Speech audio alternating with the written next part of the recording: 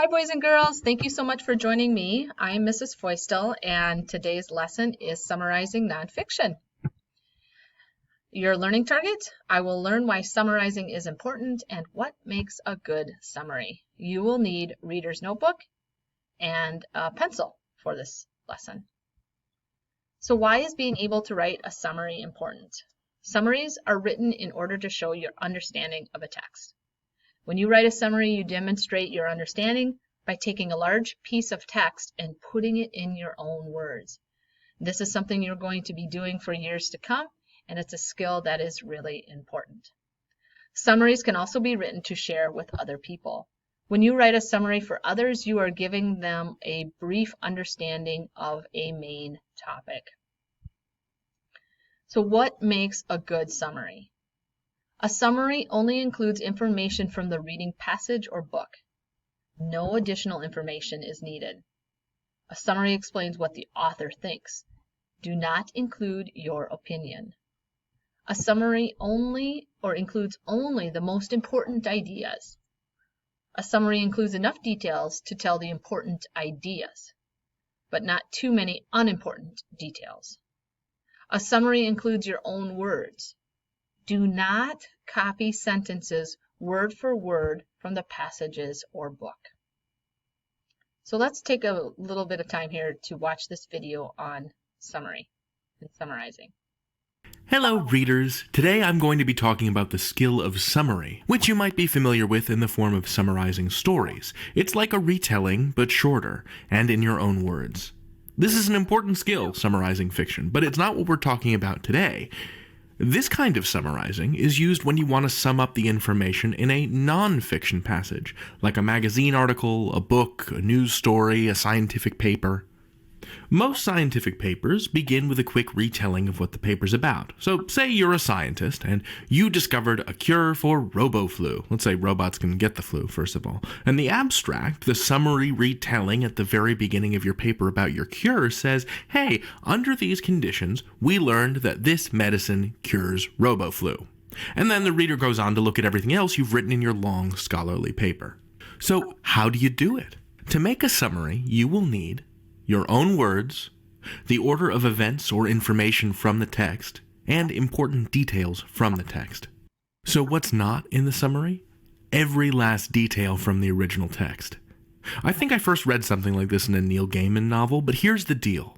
Imagine you were coming to visit me, and you asked me for a map of my neighborhood. Now, if I included every single detail in my map, who lives next to me, every tuft of grass under a tree, it would stop being a map and just become a 1-to-1 scale drawing of my neighborhood.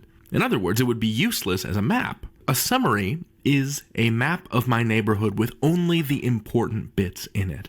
My apartment, a metro stop, Rock Creek Park. When we make a summary of a text, we are in effect making a simple map of that text. And it's your job to determine what details are necessary, the most needed. Like, say somewhere deep in that paper on how you discovered a cure for the RoboFlu, you had written, it was raining on the cold November day our team first identified the robo medicine. Like, would that be an important enough detail to include in the summary? I'd say no. The big picture is that the team discovered the medicine, not that it was raining when it happened. But if the cure for robot flu involved garlic and motor oil, yes, that's an important detail, because it relates back to the big picture. We discovered a medicine, and here's what's in it. To conclude, let me summarize. A summary is a short retelling of a piece of text, with only the important details included. It's like a simple map of a place. You can learn anything. David out. All right. Excellent. A short retelling with only the important details included. A simple roadmap. All right. Excellent. So class, let's practice. We're going to look at this passage, and I want you to think about only today just concentrating on including only information from the passage in your summary. So when you're looking at those details to include, what is it that's in the article itself, All right, I'm going to read it out loud, and then I'm going to show you what it means to kind of sift through all that information and determine what to include and what not to include. Millions of people take a trip to a beach every year in the United States. Spending a day at the beach can be a lot of fun. However, if you arrive unprepared, your beach trip could quickly be ruined by a painful sunburn. The most important thing you should do to prepare for a trip to the beach is to bring items that will help protect you from the sun's UV rays. Sunscreen can help protect your skin and prevent sunburns. A hat with a wide brim all the way around helps to protect your entire face, including your ears and the back of your neck, while sunglasses help protect your eyes. When packing for a trip to the beach, be sure to remember all of these items. For people with lighter skin, it can take less than 20 minutes to get a sunburn. People with darker skin have more melanin, which helps block some of the sun's UV rays. This makes it harder to get a sunburn, although there is still some risk of sunburn for people of all skin types. If you get sunburn, you probably won't see any redness or feel any pain for several hours. That's why you should put sunscreen on before you even get to the beach. Then, once you are at the beach, put more on every few hours or after you are done swimming.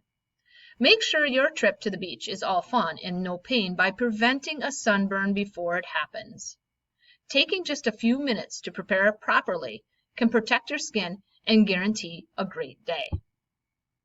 So now we're thinking about just that information that's presented in the text and using that to summarize. So when writing a summary, you must include only information from the reading passage or book you are summarizing. You cannot include any additional information, even if it is true. So think about what we've read and take a look at these statements right here, and we're going to determine which of these we can take and use in the passage or could be included in a summary, and which ones could not be included in a summary. Now, if we were here, I would just have you cut these out and put them in the proper column, but it's a little different. And I'll just do this together online here or on the screen. So I'm going to exit out so it's a little easier too, and I hope you can see it. But my first statement is bring items that protect you from the sun. Bringing items that protect you from the sun is important when taking a trip to the beach. All right, I remember reading that. I'm going to go back and look and see to make sure. And I thought it was in the second or first part of the article. It says bring items that will help protect you from the sun's UV rays. So that is important. So we're going to go back to that. And I'm going to put this in the column that says it could be included in the summary. Okay. Then the second says an umbrella provides shade which protects you from the sun's UV rays. Again, I'm going to go back because good readers always go back to the text to try to find and make sure. I did not see anything that said there was no information about an umbrella. I know they talked about wearing sunglasses and, of course, sunblock and a hat, but there was nothing about an umbrella. As I skim, see no umbrella. So I'm going to say that would be something that is not included. So that's a statement that might be what you would like to put in and say, hey, we always bring an umbrella to the beach, but you can't use that in the summary because it's not from the text. Sunscreen, sunglasses, and hats can protect you from the sun's UV rays. Yes, I just read that when I was looking back, so that's helpful. And I'm going to put that in the could be included in the summary. Sunburns can be very itchy and make your skin blister. There was nothing about that in this article. I know they talked about how it can be very painful, but I don't see, it says you probably won't see any redness or feel any pain for several hours. But once you were at the beach, that could be, make sure your trip, yeah, you won't feel it for a few hours. It doesn't say anything about what it would look like or that it would be itchy in this, but I know I've had a sunburn in the past and that it can happen, but yet it's not, excuse me, not in this article. So I'm going to put that in here. That would be something that I would probably add if I could, but I am supposed to stick when I'm summarizing. I want to say exactly, or not exactly, but I want to use information that is only in the text. Make sure to bring beach towels and a change of clothes. I don't remember that either, but I'm going to double check. No. It says bring sunglasses again. Should remember all these important information. It doesn't say anything about putting on, yeah, it doesn't say anything about bringing a towel, and so I'm going to say no, because that should not be. And it does say, I remember at the end, it did say sunburns can ruin a trip to the beach. So that could be included. Okay, so let's go to the next screen and see if we were right. And it looks like we did very well. So passages or statements from the passage that could be included, so they come right from that article. You could bring items that protect you from the sun. It's important when taking a trip to the beach. Sunscreen, sunglasses, and hats can protect you from the sun's UV rays. Yes. Sunburns can ruin a fun trip to the beach. Okay, all that information was stated and I could find it in the text. These three statements could not be found, so I don't want to use those in my summary. Okay, so if I had to rewrite this, I might, I'd have to start with a topic sentence, something kind of a general idea, like it's important to be safe when going to the beach. In this article, the author mentions that it's important to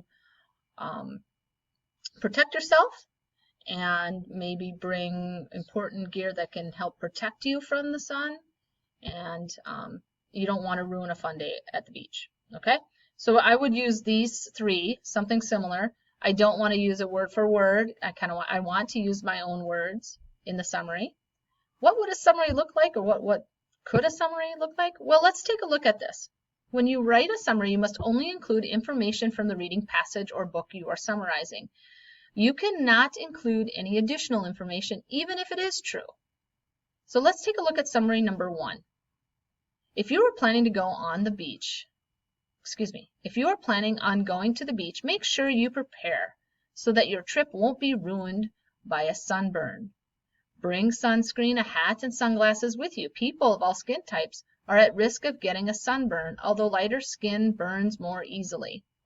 Put sunscreen on before you are at the beach and then put it on again later. This will help protect your skin. All right, so they included some of the information. I remember seeing all of these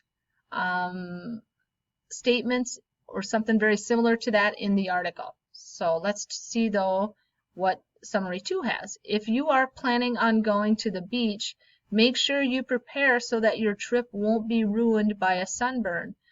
Put on sunscreen with an SPF of at least 15. That was not in the article.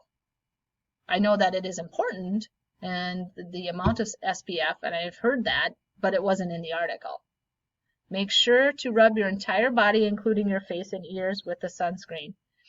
If you do get sunburn, drink a lot of water the next few days and put on aloe vera to help with the itching. Also, good advice, but not something that was in the text. So I am thinking, and I would guess that summary 1 is correct. And the reason why I think that summary is better is because it includes information that is only from the text. It doesn't include other facts about getting a sunburn or avoiding a sunburn, things that may be true but aren't presented in the article. Summary 1 was correct. And the first summary, again, includes only information from the passage, while the second summary includes additional information. All right, so that's a lot, okay? And summarizing is not going away, boys and girls. You're going to be working on this for years to come, and we're going to begin practicing it now. And so today, as you read your nonfiction text, try to identify the main idea and important details. Use boxes and a box and bullets, like Miss Lindbergh showed you, and try to organize your thoughts and think about what is presented and the information that comes from that text, not your own thoughts or knowledge about the topic, but what's presented.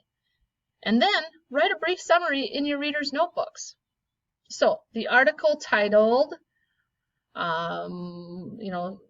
survive or having a good day at the beach is mostly about staying safe from the sun. I know this because, and then maybe you want to go into some of the details that were mentioned. Okay. And so this is what I want you to try to do today in your reader's notebook. Practice that. And you can use this as your starter. Tomorrow we will continue to work on identifying and finding or summarizing information from nonfiction and how we would write that. Thank you so much for listening. I appreciate it, and have a wonderful day. Bye-bye.